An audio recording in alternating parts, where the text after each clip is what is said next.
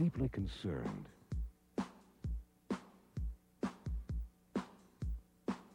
Dedicated to purpose.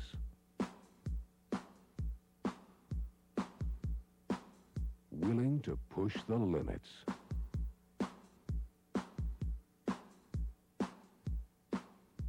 Outspoken advocate.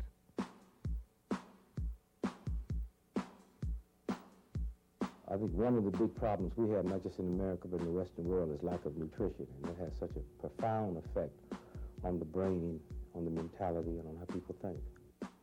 Well, better nutrition is education. It's real education.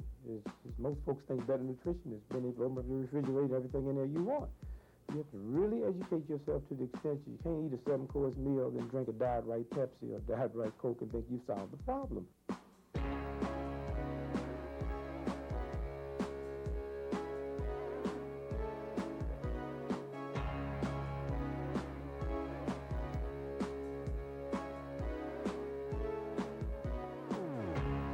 Dick Gregory. Even as a comedian, he was unafraid to speak out for those things he believed in. Human rights, world peace, world hunger. And he did more than speak. He took action.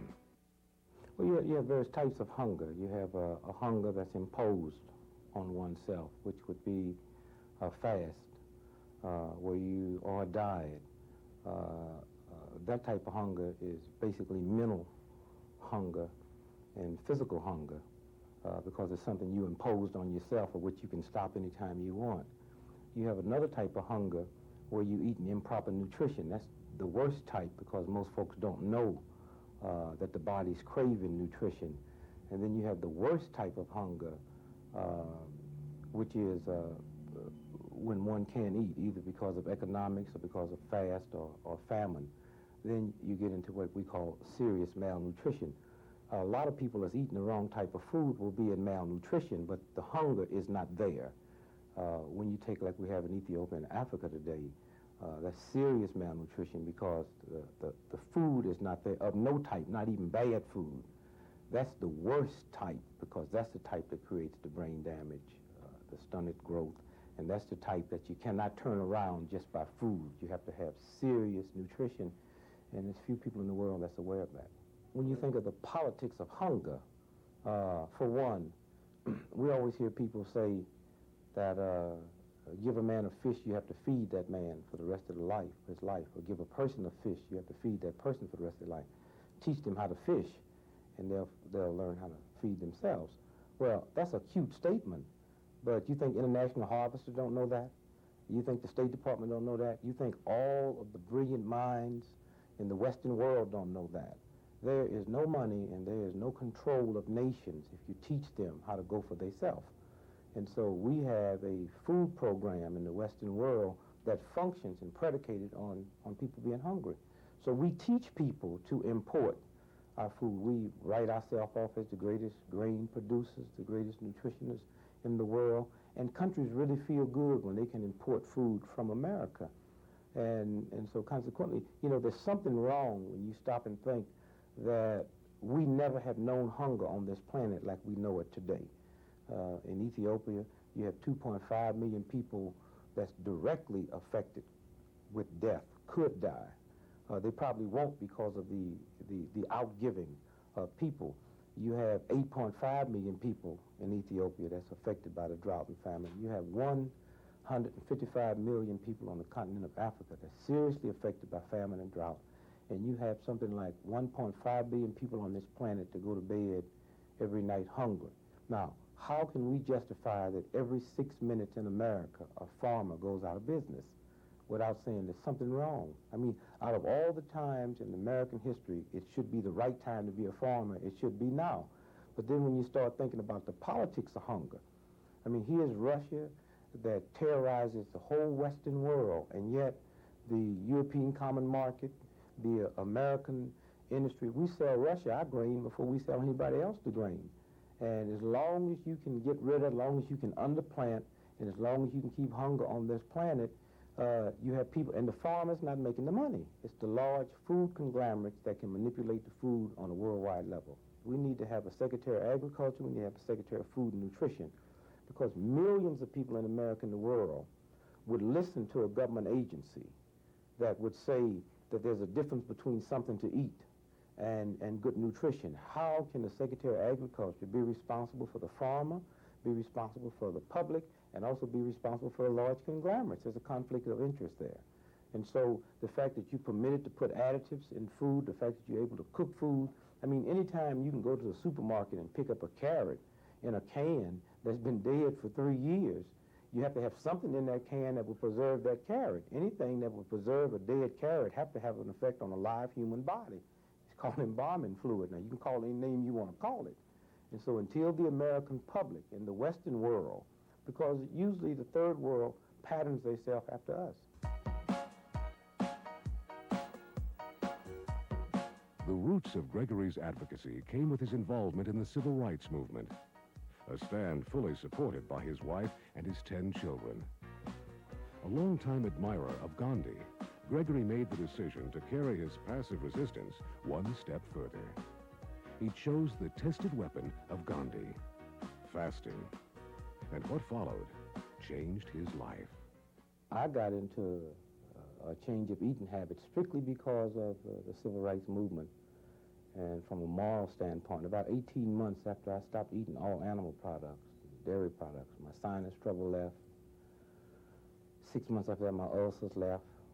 And it was at that point I realized that something that you put in your body called food has a profound effect on your health. I was still drinking a fifth of scotch a day, still smoking 4 packs of cigarettes a day. At that point, I got into health, and at that point, the drinking and the cigarette smoking stopped. Well, one of the biggest addictions we have in this country, I mean, we'd like to believe that it's alcohol and hardcore drugs, but the number one addiction in America is caffeine, and number two addiction is nicotine. One of the great horrors of our society is we have more people that die from cancer every day that's caused from cancer of the stomach than die from lung cancer of the lungs from smoking cigarettes. And number two addiction is nicotine. And, you know, we have a lot of elderly folks that don't understand youngsters smoking reefers, but they should hide their coffee for a week. I mean, this is an addicted nation. You have America that has 15.5 million drug addicts, and 3.5 million of those drug addicts is our children.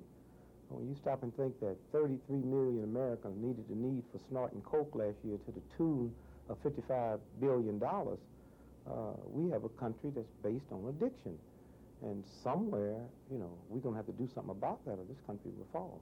And so now, because of the outcry, people have gotten so sick now, we find out that medicine and the hospitals don't work. 85% of all Americans that died last year died in hospitals, so that's really like the worst place in the world to go. But hospitals don't lie, because the word hospital is a Latin word called hospice, meaning a place to die. So they live up to the meaning of that word. And doctors are probably the most honest profession I've ever seen, because if you walk into a doctor's office, you see that symbol of a crooked stick with 2 snakes wrapped around it. And right there, that should tell you, hey, man, think twice before you go in here.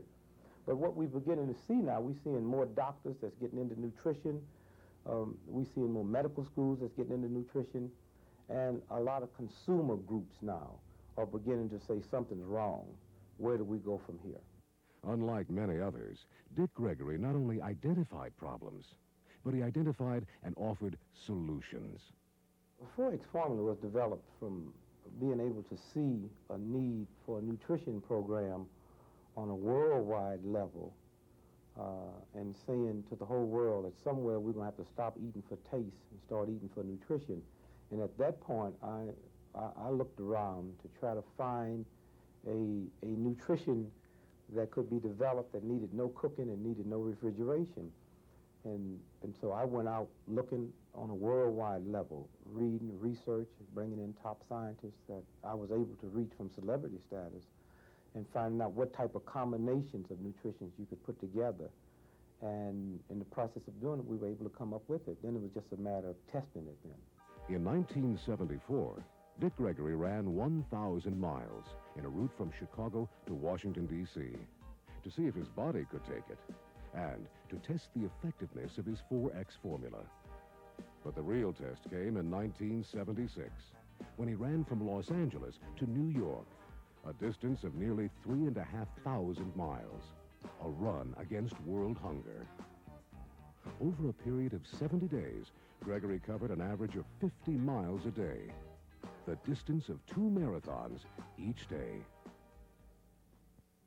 Two emotional events that I recognized during the run.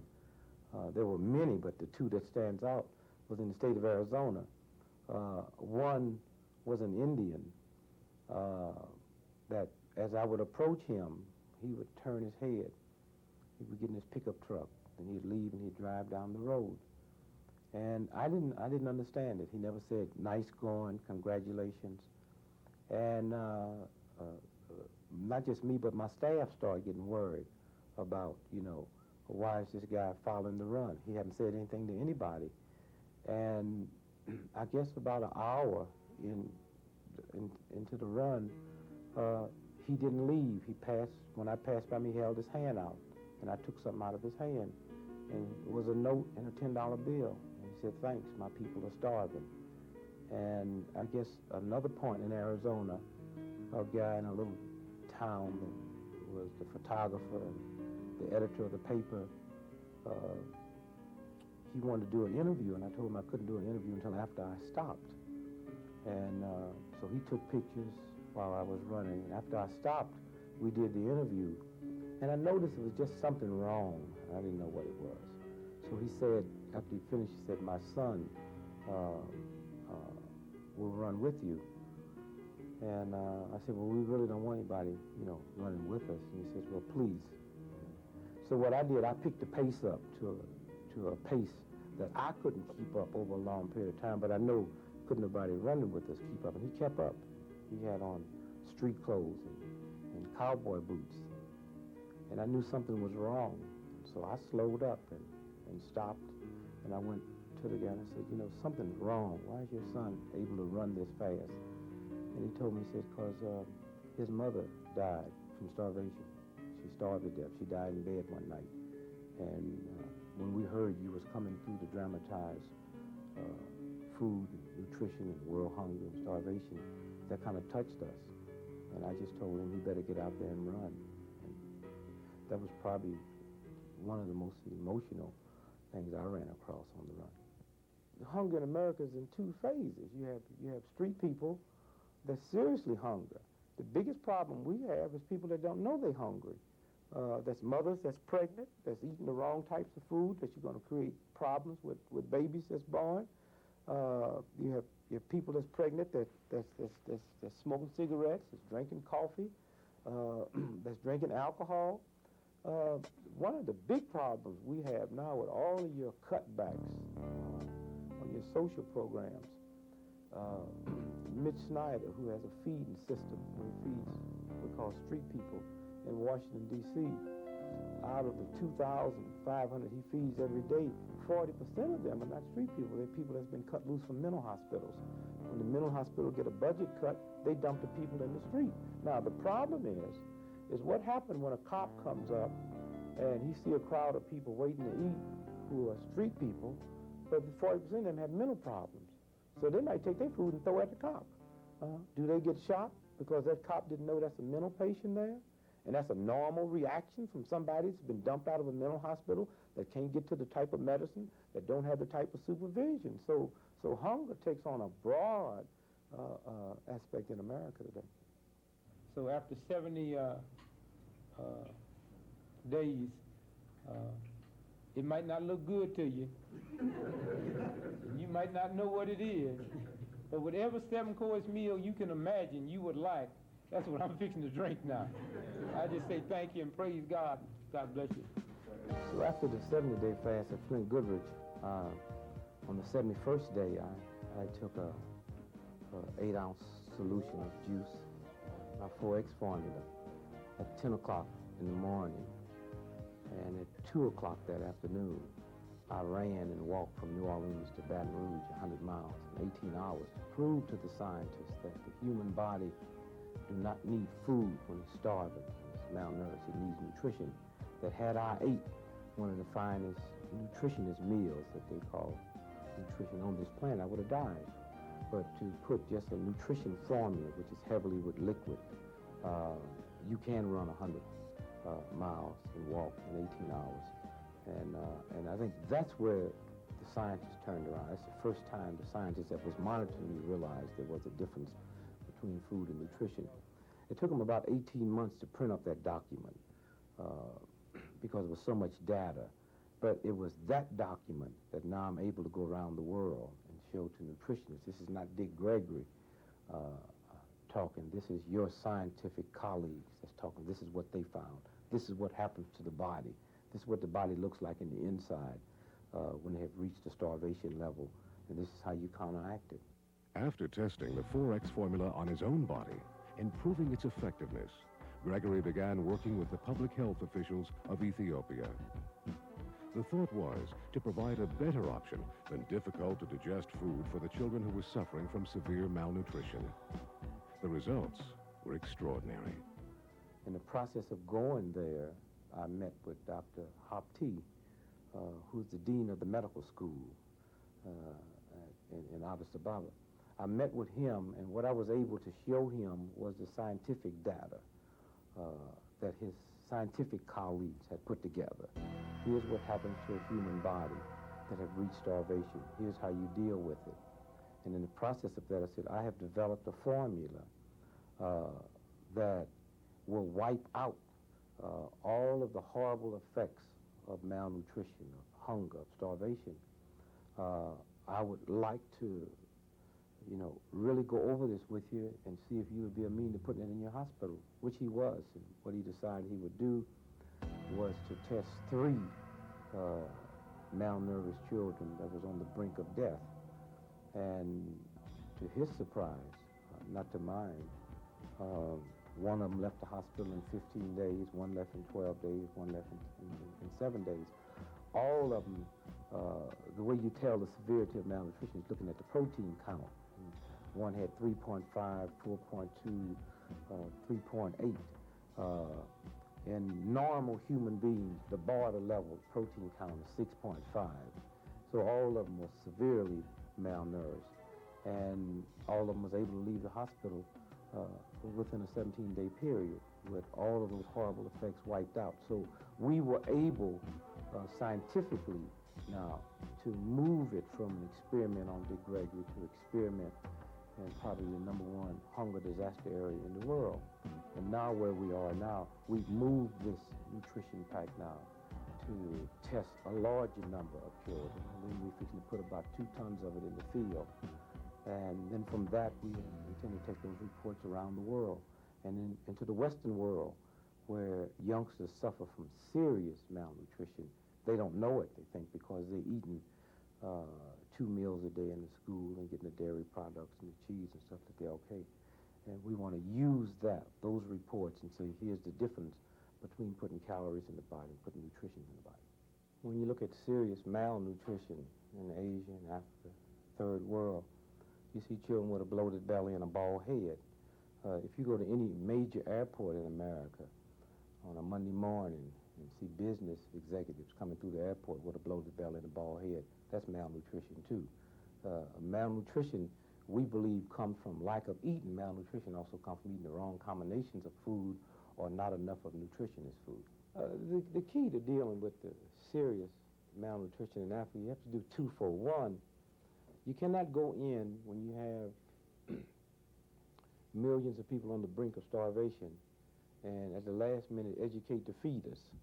So you have to do twofold. One, you have to go in and deal with the misinformation and say food. All right, let's feed them. But then you have to come right in behind that and start talking about nutrition and try to educate at the same time you're changing this around to the various institutions and the various food conglomerates to say there's a difference between something to eat and food.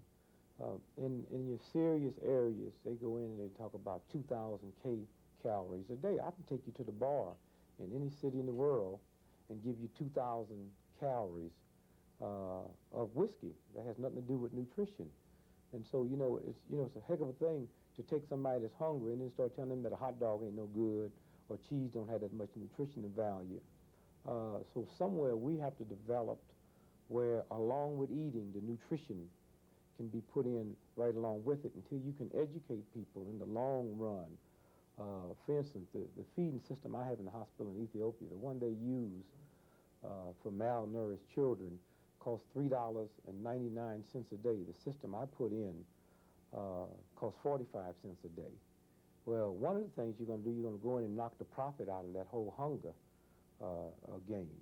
One of the big problems we have with feeding hungry people, you get people that give out of guilt. And when they give out of guilt, they give money to buy food. Ethiopia, when I was there a few days ago, had 432,000 tons of food sitting on the dock, of which a third can be distributed because we forgot to send trucks. We forgot to send spare parts. On the theory that less is more, fasting might just be called the ultimate diet. Its origins are religious, and it has been effective as a political tool.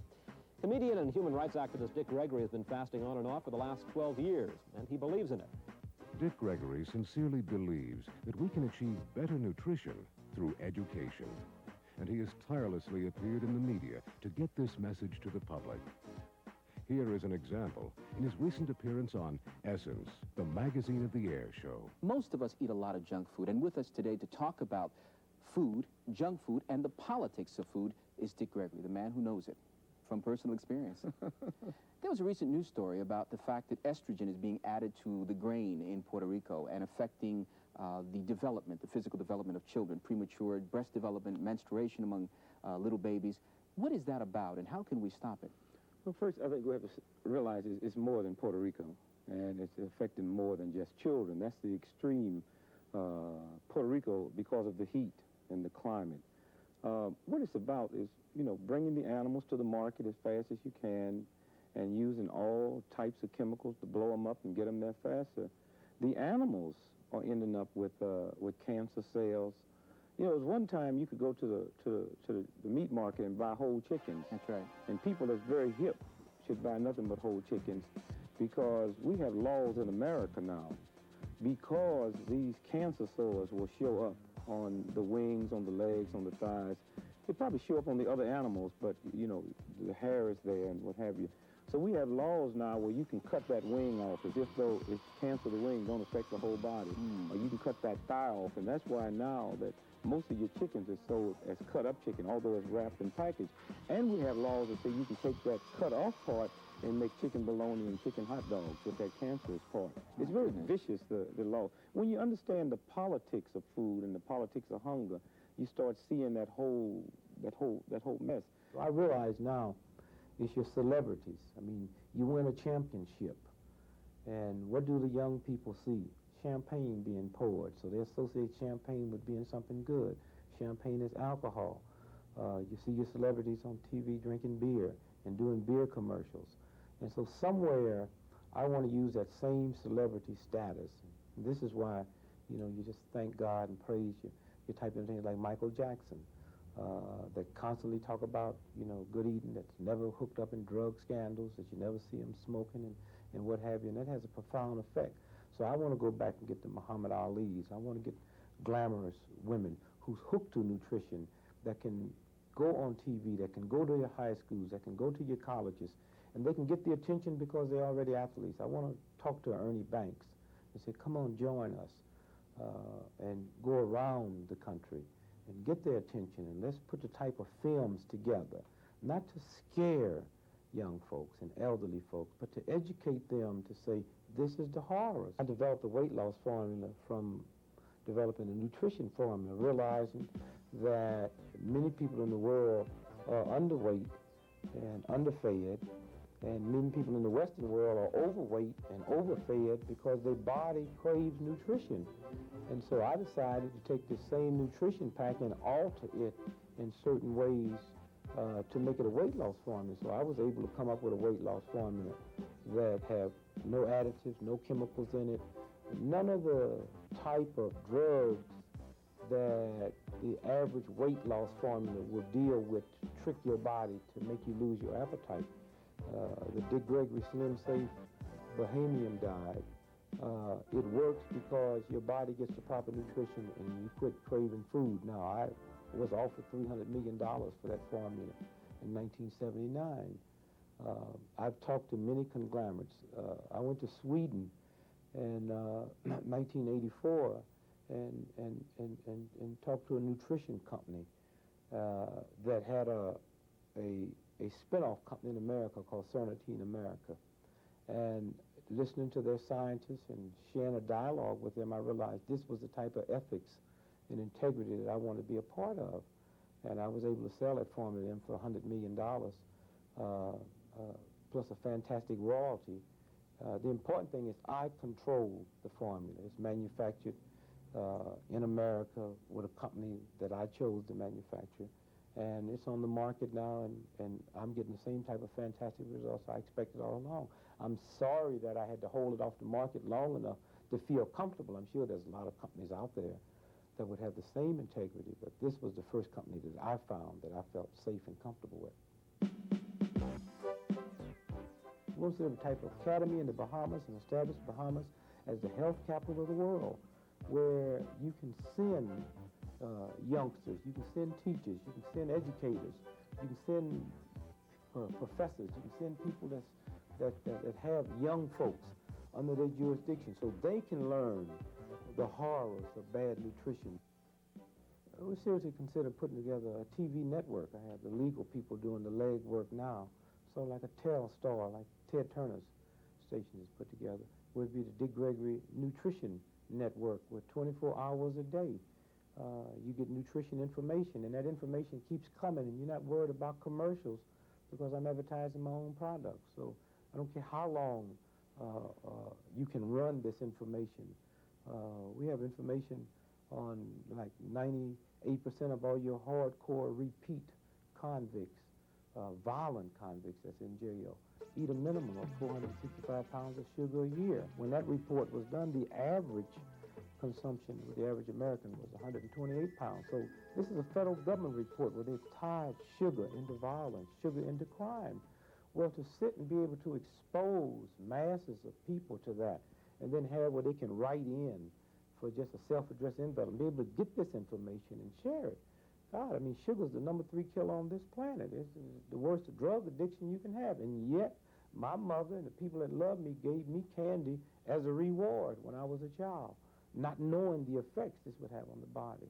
I think in business, to set up the type of integrity where you can set an atmosphere and a climate and a leadership where the people will know when they see your name on a product. If it's a bottle of water, they know that water's clean. If it's vitamin C, they know it's good nutrition. And what you'll do, you'll either force the other companies to purify. See, one of the horrible things is if you go and buying beer, they never said that was nutrition. If you're smoking reefers, you never thought you was enhancing your health. But what happens now as this health industry broadens to billions of dollars a year, what happens when them same unethical people that's feeding America now get into that? So I would hope that I can establish myself in the next few years and set up the type of mechanism with the Ralph Naders and the decent people that we can supervise what comes out here and say to the American people and to the world, if you take this product, you take it at your own risk. You know, people say, well, how did you come up with these formulas? Very simple. God talked and I listened. A lot of people will laugh at that and say it's stupid, but you get a $100 million check. You can laugh all the way to the bank and thank and praise God on your way there. But I know how I developed my formulas, and I know it was reaching into that spiritual side of it. And the only way you can say thanks is by sharing it.